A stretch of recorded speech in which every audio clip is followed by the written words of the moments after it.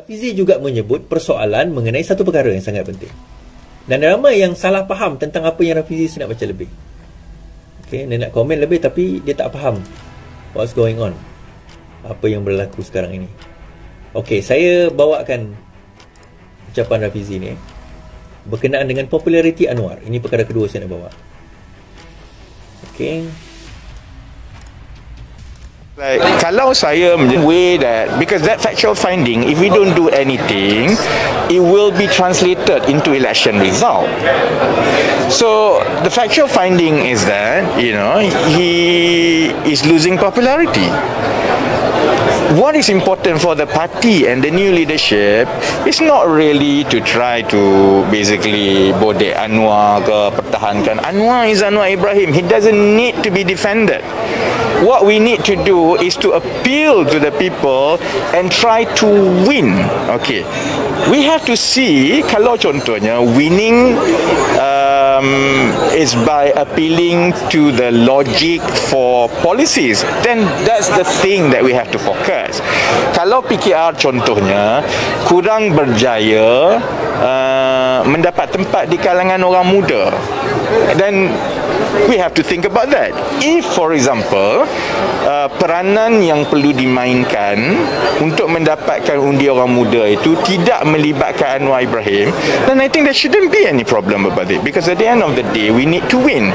Masalah kita ialah apabila kalau ada beberapa kelompok di keliling Datuk Seri Anwar Ibrahim ini yang sering merasakan mereka perlu membela Datuk Seri Anwar Ibrahim, and I, in front of everyone here, I will not play that role. If I think it is wrong, it's not so much because I think Anwar Ibrahim is wrong. It's in the best interest of the party that we address any problem, whether it is about Anwar Ibrahim, whether it is about me, whether it is about our adun or ahli majlis.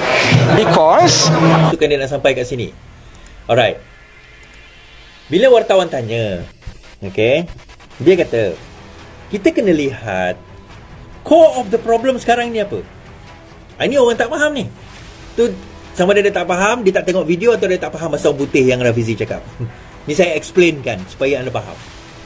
Core problem sekarang ini adalah populariti Anwar di kalangan pengundi menurun.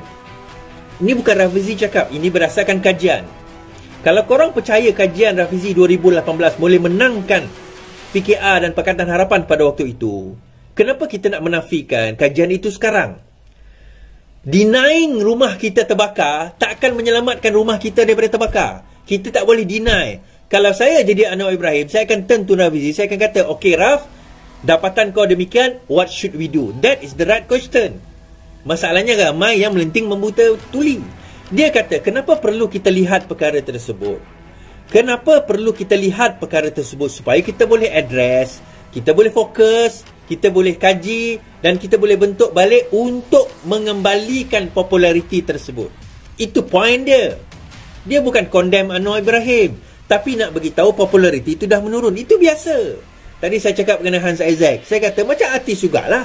Hari ini dia glamour, bulan depan belum tentu dia glamour. Itu normal. Kita tak boleh harap orang itu popular constant. Kita tak boleh harap dia punya populariti itu constant, seolah-olah tak berubah, malar je. Tak boleh. Kita kena faham bahawa populariti itu boleh naik dan boleh turun. Dan dalam keadaan sekarang, disebabkan oleh situasi yang ada, populariti itu menurun. Kerana serangan daripada BN, daripada UMNO, kerana kemalasan orang-orang di dalam parti itu sendiri membuat kerja, contohnya. Nanti aku cakap macam ni ada juga melenting kan. Kerana kekurangan media dalam mempopularkan presiden kita. So dalam keadaan itu, apa yang patut kita buat? So kita dah tahu problem. So itu saya kata, the first step towards solving a problem is to identify and admit there is a problem.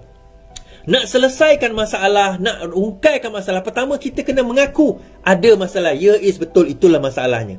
The moment kita tak nak mengaku itu adalah masalah, itu bukan masalah, momen itu kita akan rasa kita tak akan dapat selesaikan masalah tersebut.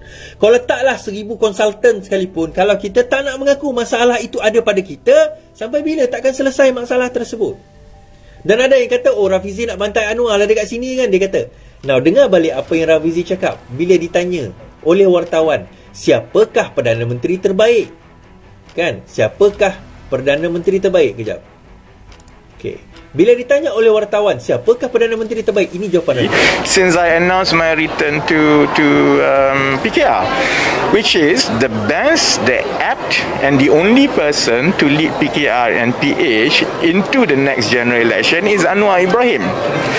There is no disagreement about that. The disagreement is that given our position now, how exactly do we remarket, rebrand? How exactly do we appeal to the public? And my caution to everyone, including to Anwar Ibrahim, is that if we keep doing the same thing over and over again, most probably it's not going to give the result. That's the only disagreement. It's not, it's never. I know there are sentiments out there. Even when I announced my decision to contest deputy president, there was a lot of comments that I should have gone for number one. I have made it very clear that there is no disagreement on that, either at PKR or PH. The disagreement is given the lack of interest in PKR and PH, as evidence in the last 2 years, how exactly do we campaign from here? Because we have a short time. If we have about 4 years, there's a lot of things that we can do.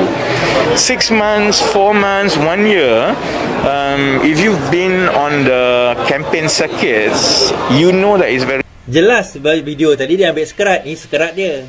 Bahawa apa yang penting sekarang ini, Anwar Ibrahim tetap yang terbaik nak menjadi presiden dan memimpin Pakatan Harapan menghadapi pilihan raya seterusnya.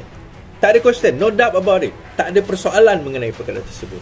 Cuma at the same time, bila Rafizi sebut tentang pembodek tu, dia kata jangan, kita kena lihat strategi ni dalam bentuk yang lain.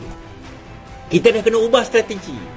If you are doing the same thing over and over and over again, expecting different result, itu yang saya selalu sebut. Doing the same thing, doing the same thing, buat benda yang sama berulang kali, mengharapkan result berbeza, itu kegilaan nama dia.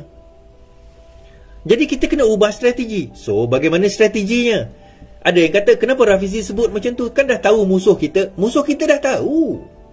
Tetapi strategi bagaimana nak menyelesaikan masalah tersebut, yang tu musuh kita tak tahu, dan Rafizi tak sebut tentang perkara tersebut. Yang tu ada perbincangannya. Cuma bila kita sentuh mengenai bahawa keperluan, pertama kita kena faham Datuk Seri Anwar Ibrahim kena jadi Perdana Menteri. Dia yang terbaik jadi Perdana Menteri pada waktu ini. Pada waktu ini dia yang terbaik untuk lead PH, lead PKR untuk menang jawatan ataupun nak menang pilihan raya kalau ditakdirkan menang pilihan raya. Namun begitu, nak menang itu, kita kena ubah strategi. Apa strateginya? Yang tu tak payahlah kita nak sebut kat dalam ni kan. Cuma kita kena faham, populariti Datuk Seri Anwar Ibrahim menurun. So, bagaimana kita nak menyelesaikan perkara ini? Terutama di kalangan orang muda. So, bagaimana kita nak address tentang perkara ini? Sebab itu dia kata tadi, kalau dah di kalangan orang muda itu tak penting, buat apa kita nak address tentang perkara tersebut? Sebab inilah antara kenapa, tuan-tuan, saya kata, antara kenapa sangat penting, peri pentingnya kita melihat dan mengatur parti ini dalam keadaan yang betul. Kita kena lihat dan atur dalam keadaan yang betul, dipimpin oleh orang yang betul. Isunya bila hari ini kita boleh tubah tiang gol sesuka hati kita, orang luar akan pandang ni parti macam mana ni. Kan benda yang paling asas nak atur jadual pun tak erti.